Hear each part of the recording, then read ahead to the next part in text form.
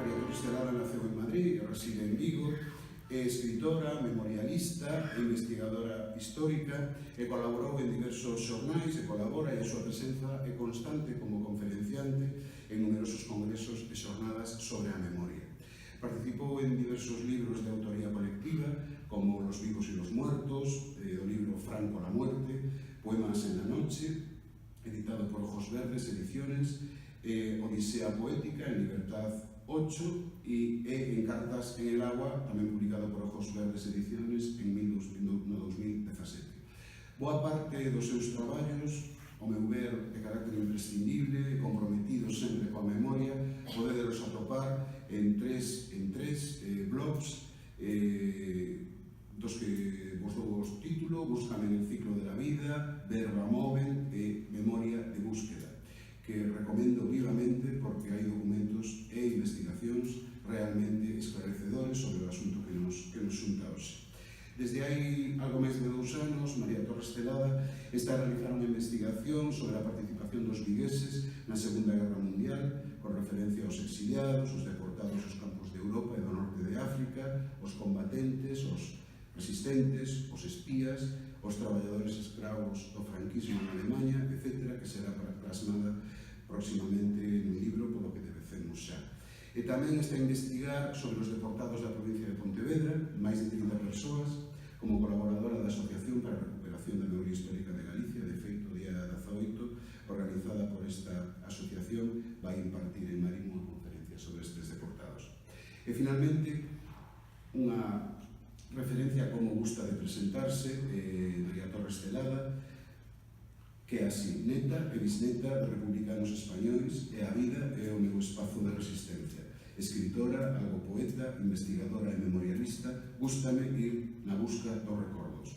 Milito na memoria para que o silencio non absolva os verdugos. Un placer que hoxe nos acompañe para falarnos sobre memoria e perdón. Moitas gracias.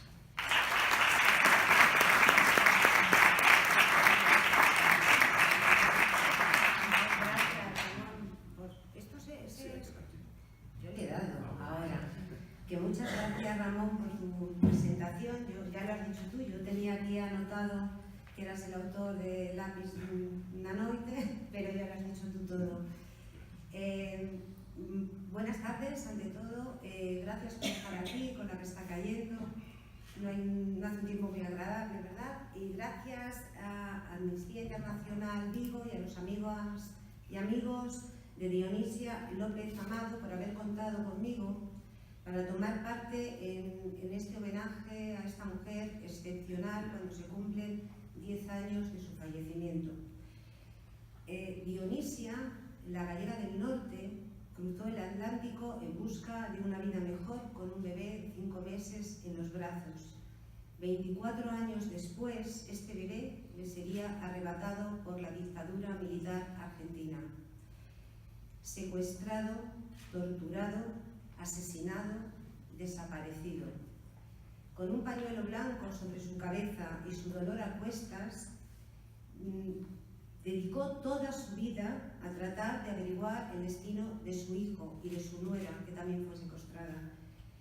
Siempre tuvo esperanza, siempre quiso vivir con esperanza, a pesar de que era consciente de lo difícil que resulta vivir con tanta muerte encima. Vivió con la angustia de la búsqueda, la desesperación, el horror de saber que es el propio Estado el que te arrebata lo que más quieres.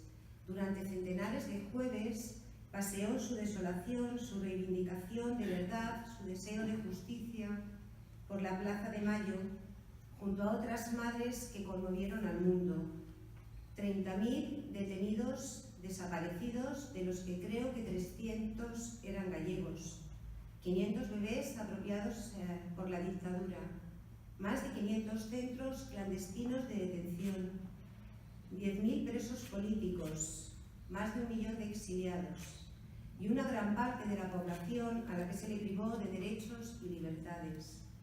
Dionisia se pasó más de 30 años luchando por la memoria de su hijo.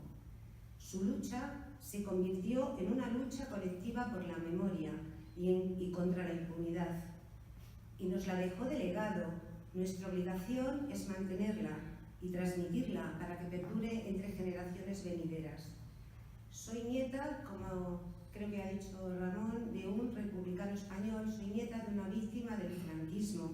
Tal vez por ello la lucha de Dionisia, la de las madres de la Plaza de Mayo, la de tantas víctimas, me es muy cercana y dolorosa. Salvando las distancias con el franquismo, que no son muchas, hay un denominador común inherente a todos los golpes de Estado: terror y muerte, desaparecidos, ausencia de derechos humanos, ausencia de justicia. En Argentina, al igual que sucedió en España tras la guerra, la dictadura fue la portadora del terrorismo de Estado. En Argentina, a través de sucesivos gobiernos constitucionales, se garantizó la impunidad de los represores. En España, a lo largo de más de 40 años de democracia, los opresores han vivido rodeados de impunidad, la misma impunidad que hoy envuelve a los pocos que quedan con vida.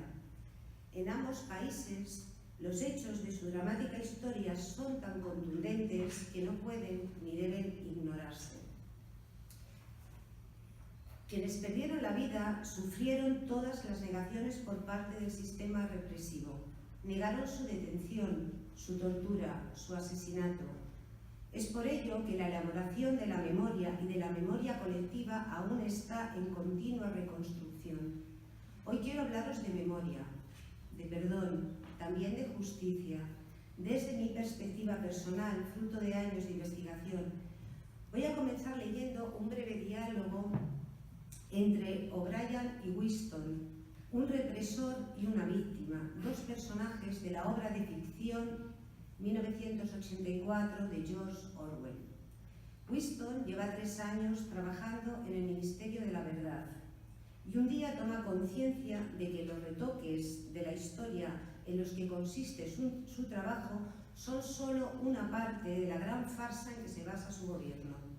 Detenido, torturado durante semanas, acaba aceptando que la única verdad es la que el partido único designa como verdad. O'Brien es un agente de la policía del pensamiento, un opresor, un torturador. Empieza O'Brien. ¿Existe el pasado concretamente en el espacio? ¿Hay algún sitio, en alguna parte, hay un mundo de objetos sólidos donde el pasado siga acaeciendo? No. Entonces, ¿dónde está el pasado? En los documentos está escrito. En los documentos, ¿y dónde más? En la mente, en la memoria de los hombres. En la memoria, muy bien. Pues nosotros, el partido, controlamos todos los documentos y controlamos todas las memorias. De manera que controlamos el pasado, ¿no es así?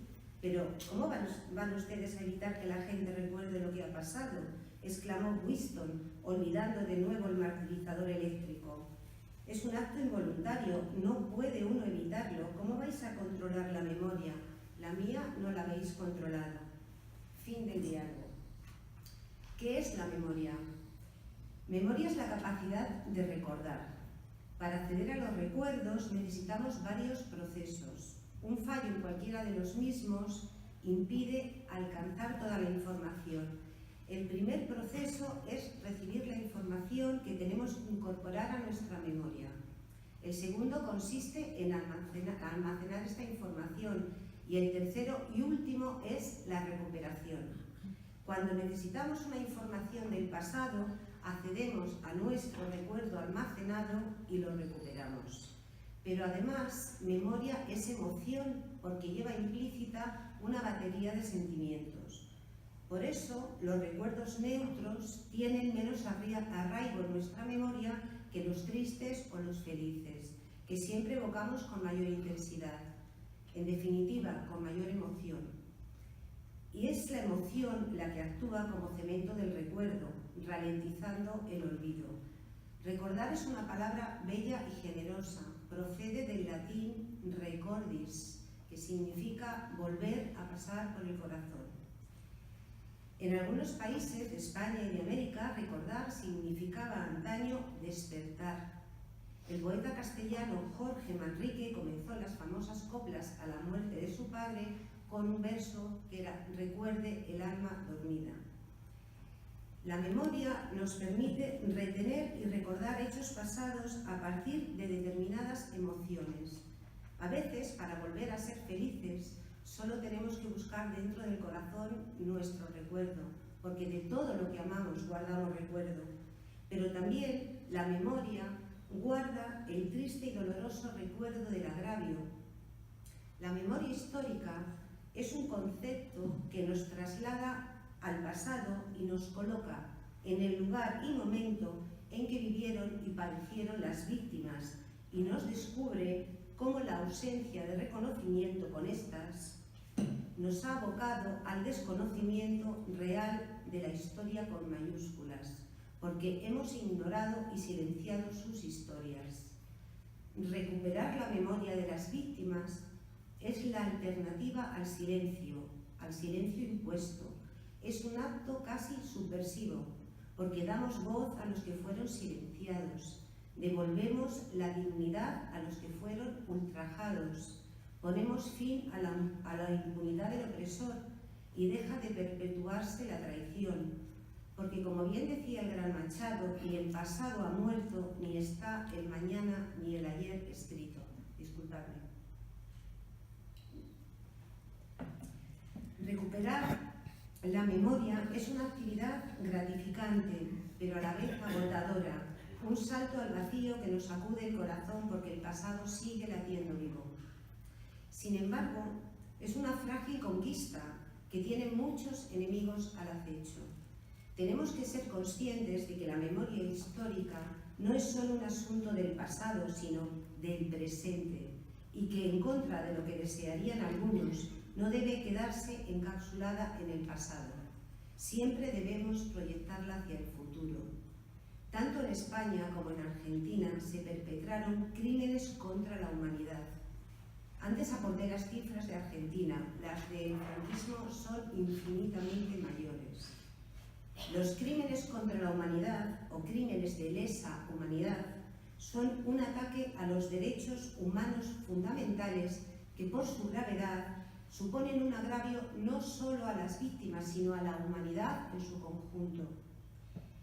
Son delitos de lesa humanidad cometidos tanto en tiempo de guerra como de paz, los organizados sistemáticamente o en gran escala, o instigados o dirigidos por un gobierno o por una organización política o grupo, como el asesinato, el exterminio, la esclavitud, la deportación, el encarcelamiento, la tortura, la violación, la prostitución forzada, la persecución por motivos políticos, ideológicos, raciales, étnicos, la desaparición forzada, el secuestro o cualquier acto inhumano que cause graves sufrimientos o atente contra la salud mental o física de quien los sufre, siempre que dichas conductas se cometan como parte de un ataque generalizado o sistemático contra la población civil y con conocimiento de dicho ataque.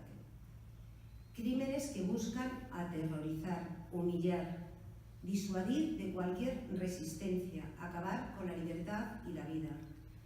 Junto con los crímenes de guerra, los crímenes contra la humanidad figuran entre los delitos de derecho internacional más graves y por ello tienen la especial característica de ser imprescriptibles, cualquiera que sea la fecha en que se hayan cometido.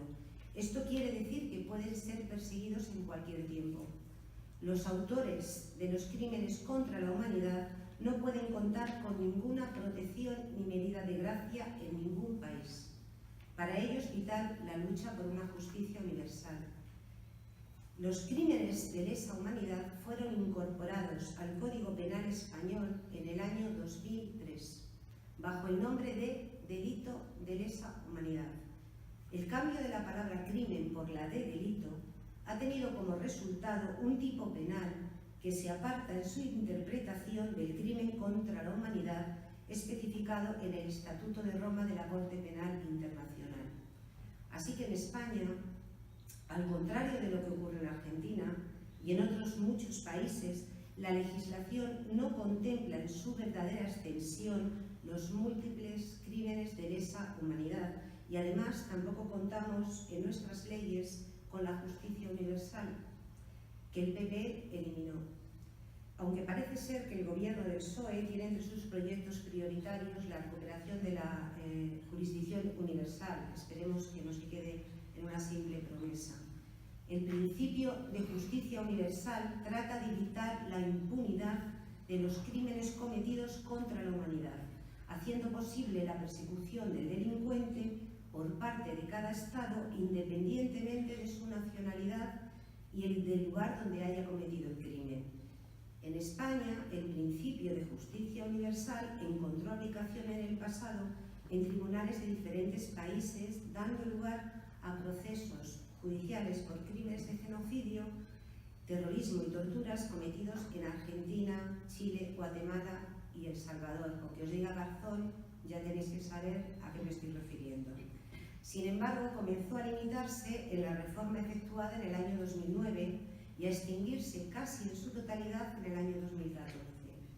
El principio de justicia universal está siendo utilizado por la justicia de la República Argentina en el proceso por crímenes de lesa humanidad durante el franquismo, lo que se denomina la querella argentina. En España, durante 43 años desde la muerte del dictador, hemos recibido lecciones de olvido, de ceguera, de injusticia, de borrón y cuenta nueva. Se echa de menos un gesto institucional de respeto y reconocimiento para todas las víctimas. Una democracia debe fomentar la búsqueda de la verdad histórica. Nunca se hizo y seguimos teniendo una patria triste, deshecha y una historia amarga y en suspenso. El Estado español, tierra de impunidad, reposa sobre un inmenso osario sin letreros ni cruces.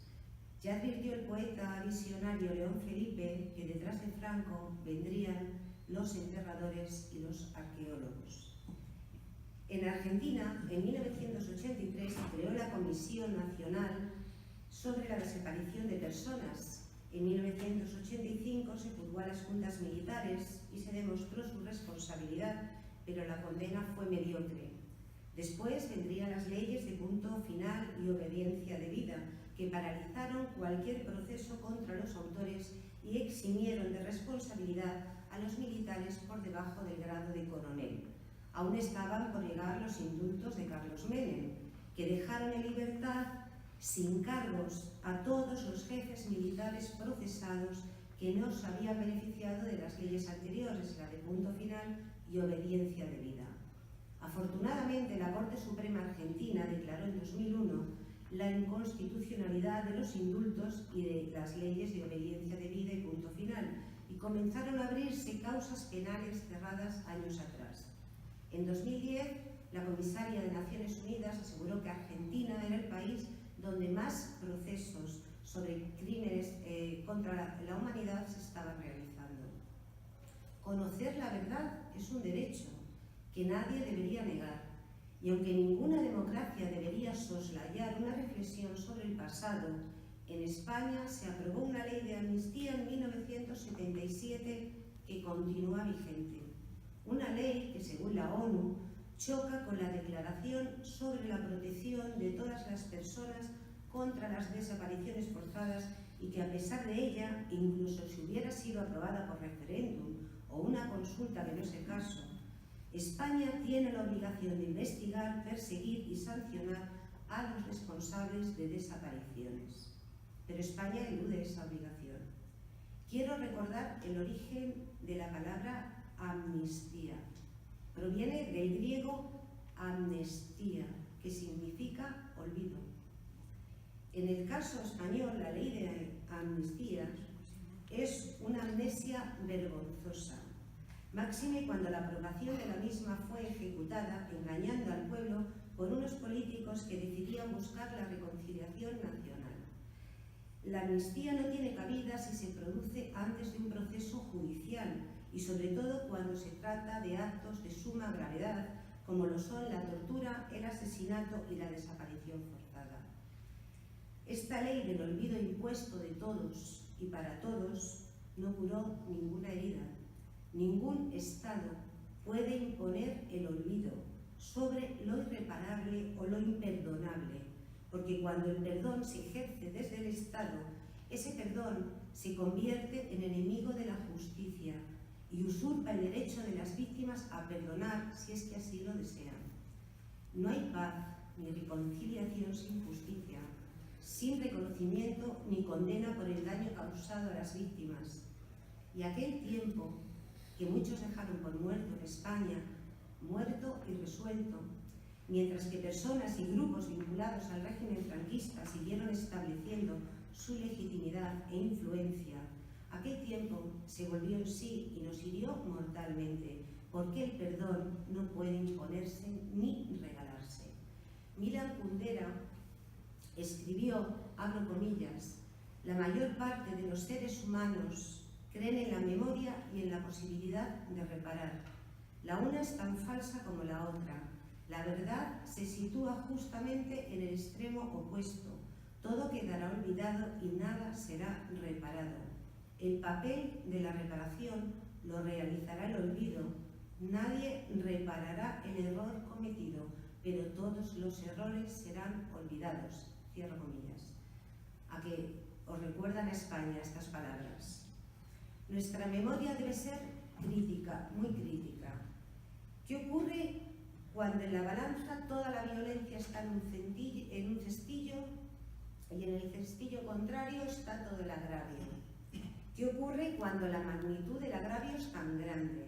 ¿Qué ocurre cuando la ley protege a los criminales e ignora a las víctimas? ¿Qué ocurre cuando ya no existen los que han cometido los crímenes? ¿Qué ocurre cuando los muertos no pueden exigir que el agravio sea resarcido? ¿Qué ocurre cuando ya no existen, creo que lo he dicho antes, los que han cometido los crímenes? ¿Quién tiene que pedir perdón y quién puede otorgarlo? ¿Se puede perdonar? ¿Se puede otorgar el perdón sin justicia? ¿Es lo mismo perdonar que olvidar? En el Antiguo Testamento se trataba el perdón entre los hombres como una virtud no obligatoria. El perdón no se consideraba un imperativo moral, sino algo loable pero no exigible. El Dios que era capaz de perdonar en el Antiguo Testamento exigía, antes de otorgar el perdón, el reconocimiento, la confesión del pecado y una posterior penitencia. En el Nuevo Testamento el perdón se convierte en un imperativo moral, pues perdonar es un ejemplo de amor al prójimo. El cristianismo muestra que el perdón es gratuito. Desde la perspectiva cristiana, cualquier atrocidad es perdonable. Para los judíos existían dos tipos de pecados. De hecho, uno, los que se cometen contra Dios y los que se cometen contra los hombres. En el caso de los pecados que se cometen contra los hombres, deben ser perdonados por quienes sufren el mal. Para el judaísmo, el asesinato es un crimen imperdonable, ya que quien se encuentra en la potestad de perdonar ha desaparecido. Por ello, no perdonar es para ellos una manera de honrar a la víctima.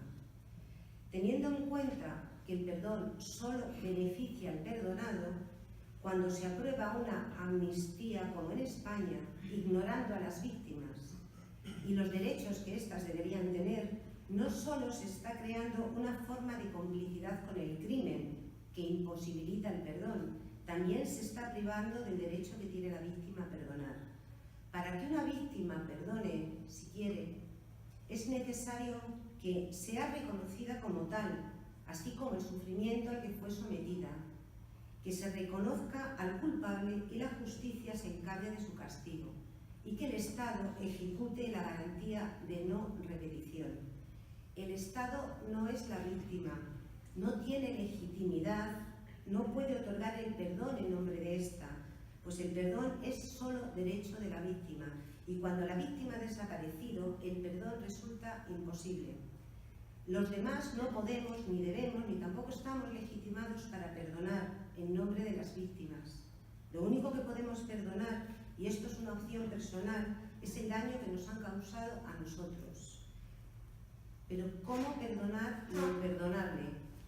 Los crímenes que atentan contra la humanidad no deberían ser perdonados, máxime cuando los culpables no han pedido perdón. Los culpables de los delitos de lesa humanidad siempre niegan la autoría. de los hechos que se les imputan. Cuando estos se demuestran, lo que niegan es la intención o manifiestan que cumplían órdenes. Raramente esta historia finaliza con el arrepentimiento, porque quien se arrepiente admite su culpa. Desde mi punto de vista, el arrepentimiento tampoco es suficiente para perdonar. La filósofa Amelia Valcárcel dice que la idea de que el arrepentimiento conmuta el daño no tiene sentido. Por su misma lógica, el arrepentimiento o la intención son asuntos subjetivos que no conmutan en nada el perjuicio. El mal causado, muy al contrario, se levanta sobre sí mismo con toda su potencia vindicativa, exige lo que se le debe, la pena. En la actualidad, la gran mayoría de las víctimas de la violencia de Estado en España han asumido la imposibilidad de justicia y el castigo a los perpetradores. En el caso de los desaparecidos, muchos solo anhelan encontrar a los suyos y darles una sepultura digna. A otros, el recuerdo del mal provoca miedo, dolor y silencio.